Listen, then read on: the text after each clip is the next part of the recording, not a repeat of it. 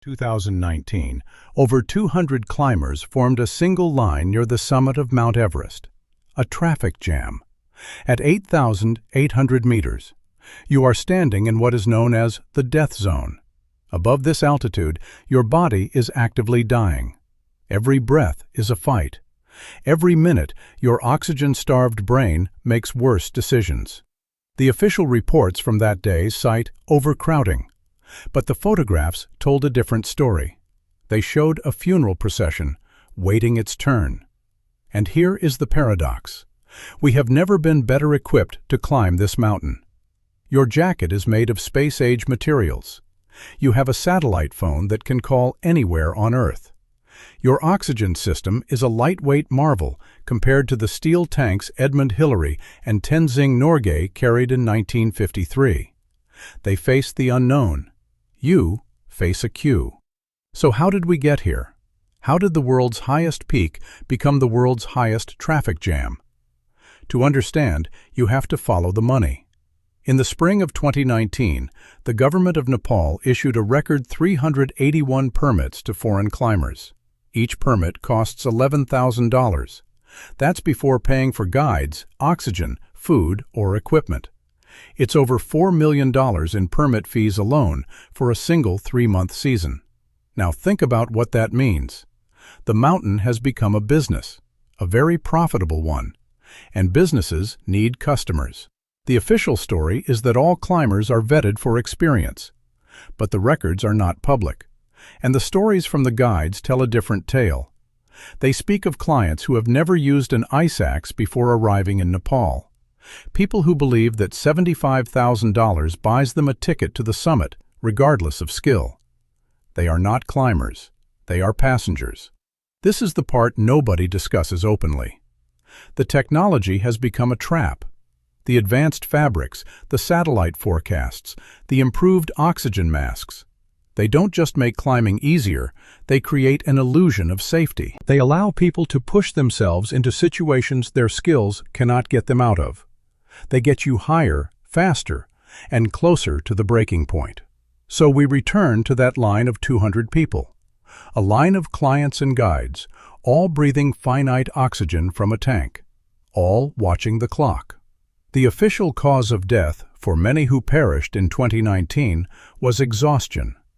But that is not the whole truth. They didn't run out of strength. They ran out of time waiting. The ultimate irony? The one thing that put them in that line was the belief that technology had finally made Everest safe.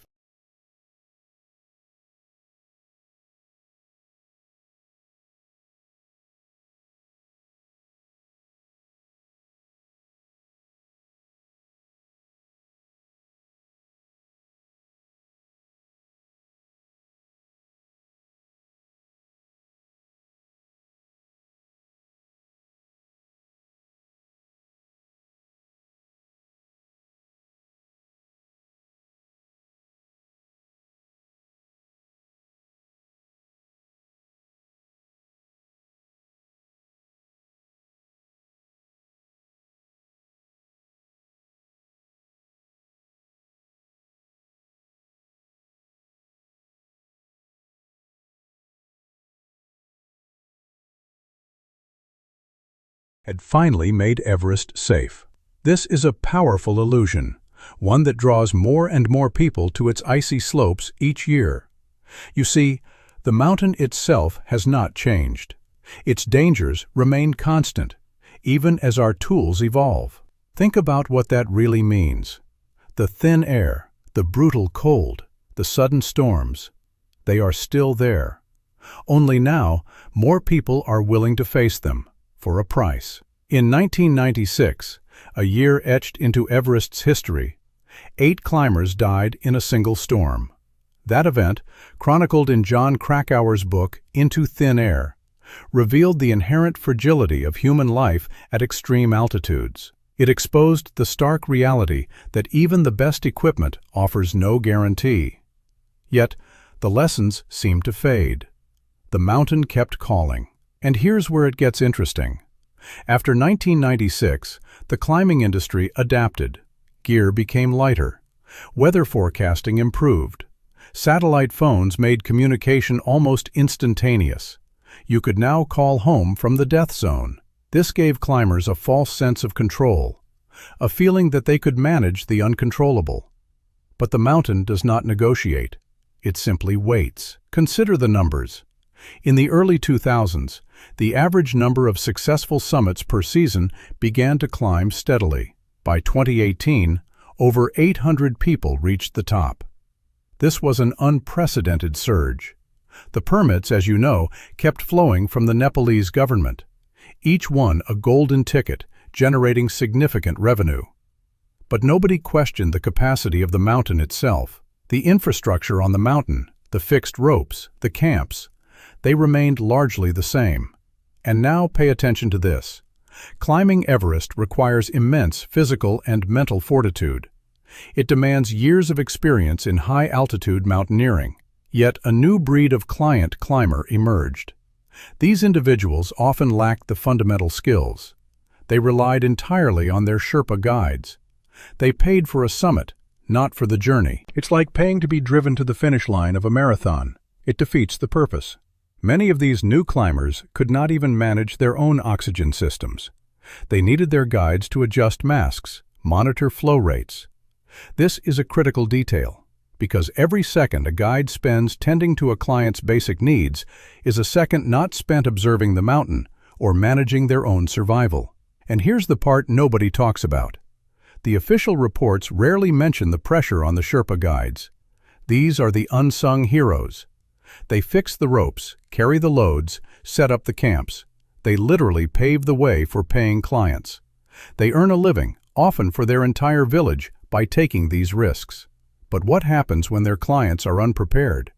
What happens when a guide has to choose between their own survival and that of a client who has paid a fortune? In 2019, the year of the infamous queue, many guides faced impossible choices. They saw climbers struggling, well beyond their limits. They witnessed the agonizing process of exhaustion taking hold. The official narrative focused on the crowd, but the real story is about human endurance stretched to its absolute breaking point, often by those ill-equipped for the challenge. Read that sentence again. Experienced mountaineers like Reinhold Messner have voiced their concerns for decades. Messner, the first to climb Everest without supplemental oxygen in 1978, has repeatedly warned against the commercialization. He called it a circus. He saw the future. He understood that the mountain would not forgive complacency. But his warnings were largely ignored. The siren song of the summit, made seemingly accessible by technology, proved too strong. So what happens when a mountain, inherently dangerous, becomes a commercial product?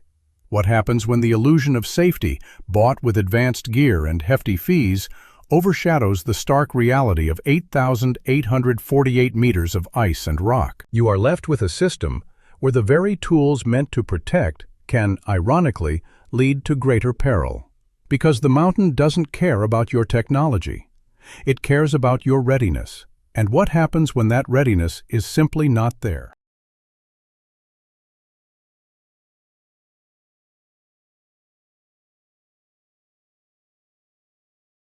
You might think the consequences are straightforward. A climber turns back. But the reality, at 8,000 meters, is far more brutal. The mountain doesn't just reject the unprepared, it consumes them. Think about what that really means. The official death toll for Everest in 2019 was 11. But here's the part nobody talks about. That number only includes those whose bodies were recovered or whose deaths were officially reported by their expedition leaders. What about the others? The ones lost to the ice, never to be seen again.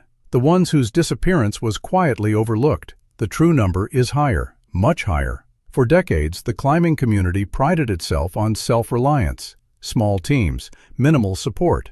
Reinhold Messner, in 1978, climbed without bottled oxygen.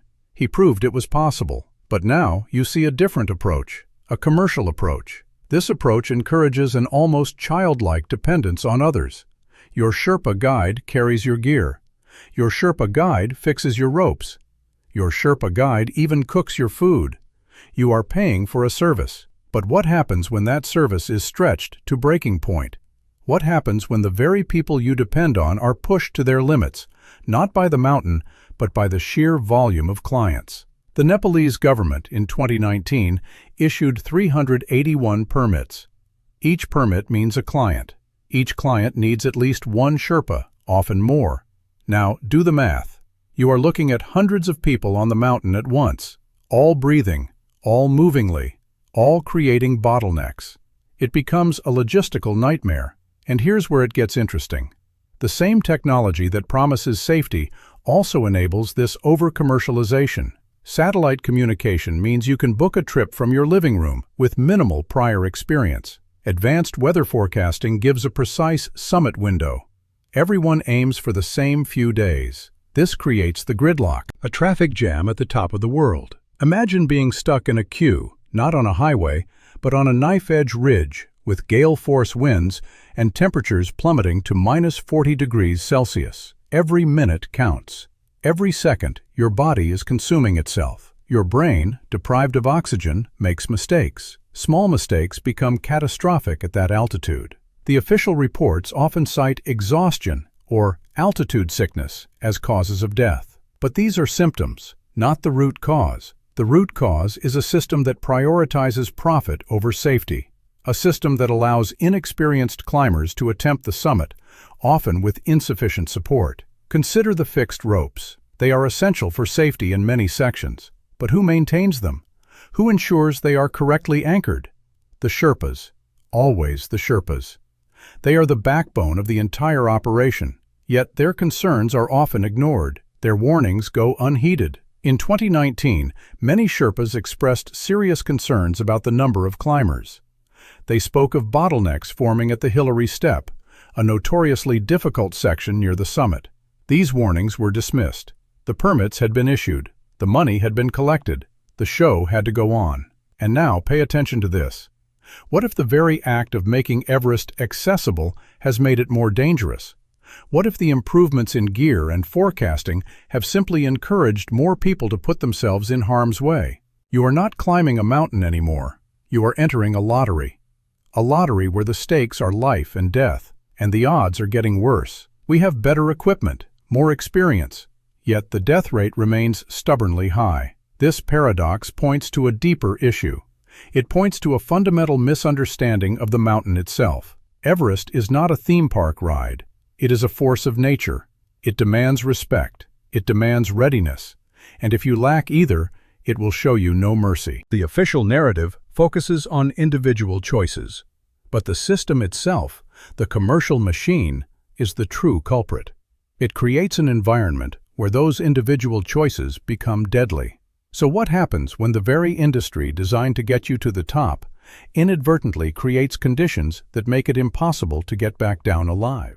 Inadvertently creates conditions that make it impossible to get back down alive. The cost is measured in human lives. It's not just a number on a spreadsheet. It's a father, a daughter, a friend. Think about what that truly means. In 2019, Pasang Nurbu Sherpa, a highly experienced guide, found himself in an impossible situation. He was leading a client, a wealthy businessman with limited high-altitude experience, towards the summit. Pasang had seen the queues forming below. He had felt the growing unease among his fellow Sherpas. He knew the risks. But his family depended on his earnings. You can understand that. Now, here's where it gets heartbreaking. As they neared the Hillary Step, the bottleneck was worse than anyone had predicted. Hours passed. Pasang's client, already struggling, began to show severe signs of exhaustion and early-stage cerebral edema. His movements became uncoordinated, his speech slurred. Pasang knew he had to turn back, immediately. But the client refused. He had paid $75,000 for this summit. He insisted on pushing forward. Pasang argued, pleaded, but the client was fixated on the summit. This is the part nobody talks about. The ethical dilemma facing these guides. Do you force an unwilling client down, potentially jeopardizing your job and your family's income? Or do you continue, knowing it could be a death sentence? Pasang made a choice. He tried to physically turn the client around. He used all his strength, but the client resisted. He became irrational. This is a common symptom of extreme altitude sickness. You lose your judgment. You lose your will to survive. Pasang, seeing his client's condition worsen rapidly, knew he couldn't get him down alone. He radioed for help. But the response was, the mountain was overwhelmed. Every Sherpa was already committed to another client. The official narrative often overlooks these individual dramas. It focuses on the crowd as an abstract problem. But each person in that crowd has a story. They have loved ones waiting. They have dreams. Pasang stayed with his client. He tried to administer supplemental oxygen. He tried to keep him warm. He spoke to him, tried to reason with him, for hours. But the mountain, an unpredictable partner, had already claimed its prize. The client died there, near the summit. Pasang, emotionally and physically drained, eventually made his way down. He survived, but he carried the weight of that day. He carried the ghost of a client who refused to turn back. He carried the burden of a system that put him in that impossible position. The system itself, the commercial machine, is the true culprit. It creates an environment where those individual choices become deadly.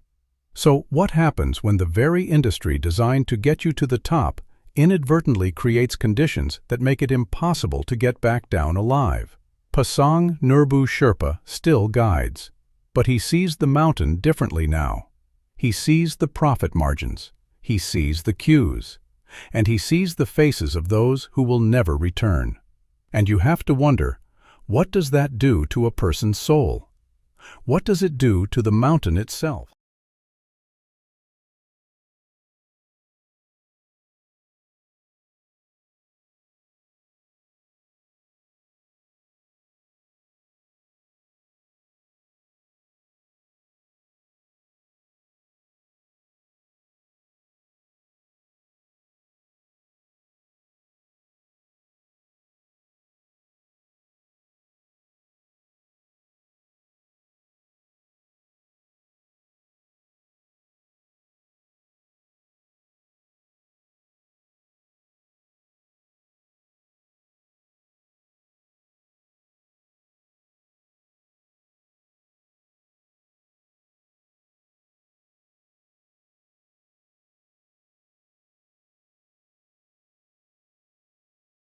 What does it do to the mountain itself?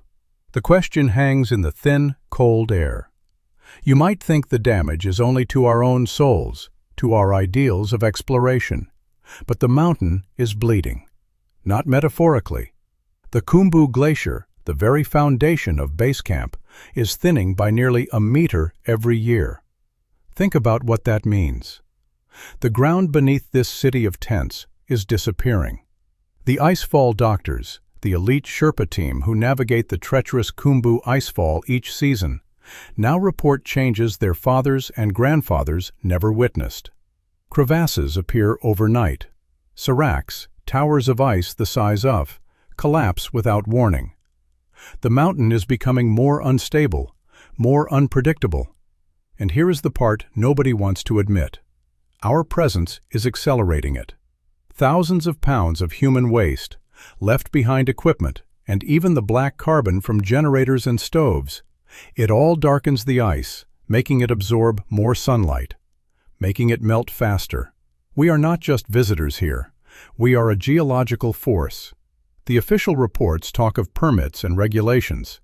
They do not talk about this. They do not ask whether the mountain itself can survive our ambition. But there is another story unfolding. A quieter one. It does not make the headlines. You see, amidst the queues and the commerce, a different kind of climber is returning. They come in small teams. They follow the philosophy of Reinhold Messner. They climb without supplemental oxygen. They carry down not only their own trash, but the trash left by others. In 2023, a team of 13 Sherpas, part of a government-led campaign, removed over 55 tons of waste and the bodies of 4 climbers from Everest and other peaks. 55 tons. They are not just climbing, they are trying to heal the mountain. They understand something fundamental. that the challenge is not to conquer the summit. The challenge is to leave it as you found it, to pass through with respect. It is a quiet rebellion against the commercial circus, a statement that the mountain is not a product to be consumed. It is a sacred place, a place that tests not just your body, but your character. And now, think about this. The technology will only get better. The desire to stand on top of the world will not fade. The money will continue to flow. We have proven again and again that we can get to the top. But this was never the real question. The mountain has always been asking something else. Not, can you climb me? But, why? And as we look to the future, with a changing climate and an insatiable human hunger for extremes, the answer